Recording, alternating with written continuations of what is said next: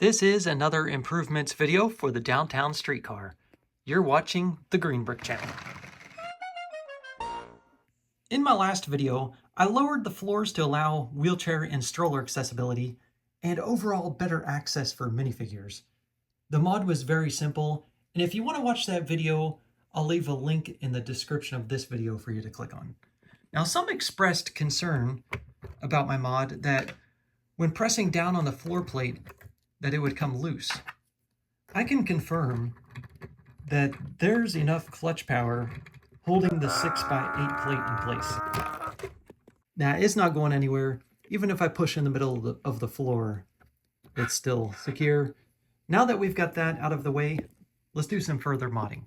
There's been a good bit of interest in modding the connections between the cars, as the current build leaves a lot of space, and it just doesn't provide that good of a look. In particularly, people are interested in using magnetic buffers as seen in other LEGO train sets. And that's what I'm going to be doing to mine. I'm going to mod mine with the magnetic connections. I'm not concerned with making turns in my city, so I want to close in the gap as much as possible and make it look as good as I can. Though I will test it out on some curves later in this video. At this time, I don't have much interest in motorizing it, as I just have this small straight section for the streetcar to go back and forth on. Other modifications I'll be doing in this video is increasing the interior space, adding some number identifications, and in general just doing some cosmetic touch-ups. You can find these pieces on Lego.com's Pick-a-Brick service. They cost $3.39 each, so you'll need 4 of them. The good thing is they're on the best sellers list here in the States, which means you'll get them shipped pretty quickly. We're going to have to remove these 1x8 tiles, and we won't be able to put them back on because they would interfere with these buffers. Let's remove the top segments and also this whole back end here, and pull up on the gray pieces here. Okay, the part we're taking out is this. We can keep this light, I guess. Put it here. And then just put that in right there.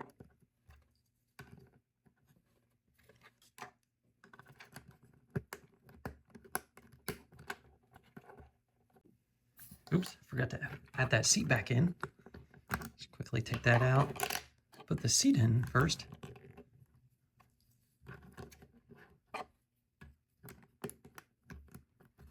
All right, what I realized is that instead of those 1x8 tiles, you can use 1x6.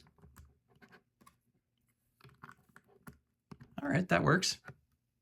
Oh yeah, those connections look great compared to the old ones, but the gap actually increased. I wasn't expecting that. That's not all a bad thing though. I can work with that. This old connection was up really high, but these magnetic buffers are down low. So what I could do is extend the cars by 1 brick each way and ultimately improve interior space. The interior of the original design seemed very cramped with the use of these 2x4 red bricks. And I'll show you why they did 2x4s. It's because there's no studs above this wheel here. If they did a 1x4 brick, it'd only be attached to this one stud there, and it probably wouldn't follow the rules of the Lego company. So what I was thinking originally was using a 1x5 plate to bridge that gap. But these are pretty rare, and since we're extending the interior space and the car itself, I'll use a 1x6 plate to bridge, a 1x6 brick to bridge that gap. I'm not going to film every step along the way because this modification is trial and error at this point.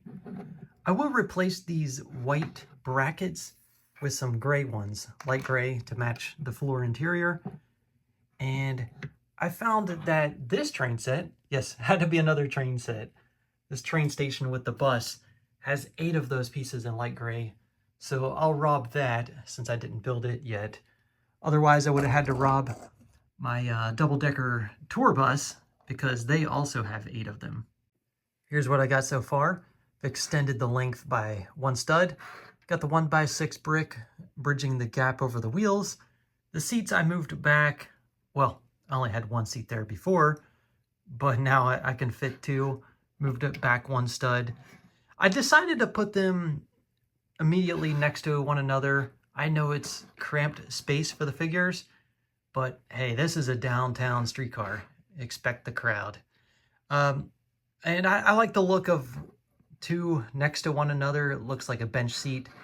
So that's the look I'm going with. I could have had them staggered and maybe fit a little bit better, but it looked weird. And this gray element is used as a railing for the people up here. But when you're standing down here, it's something to grab onto when the car's in movement as well. Over here, I wasn't able to move the seats back anymore because of this monstrosity going in. Even if I removed that dark gray slope, it still didn't have enough space to move the seats back a stud. So I just kept them as is, and I'm fine with that. Now to bridge the gap over the front wheels, since I can't use a 1x6 brick the way it's designed, I'm just going to use this L shape that I created out of red plates. All right, I got it back together. Now it's time to move these stickers over to the new elements and do some number identification. Because according to this map, this is train 2. There's train 2 on the departure schedule. But minifigures are probably confused because there's no numbers on this train or streetcar. We need to fix that. There we go. Got the number 2 on the front of the train, as well as on the side by the doors. Also did some mod work up here to cover up studs, and just to my own taste, my own style. There's the before and after. Now let's take a look at the interiors, before and after. Here's before, here's after. I modded half of this middle car, extended this side, so we could see the before and after. Before, you could fit a 1x3 plate in between. After, it's only a 1x2. So it closed up that gap, and I think it looks better.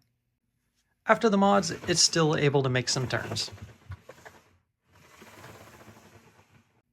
There we go. All 3 streetcars are updated. More interior space, magnetic couplings, number identification, all good stuff. I like how the minifigures can hold on to the sides there, hold on to those bars, the railings.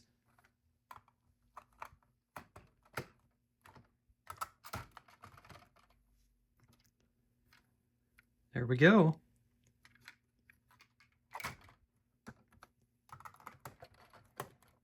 All right. Hope you found this video useful, enjoyable, or maybe even both. Thanks for watching.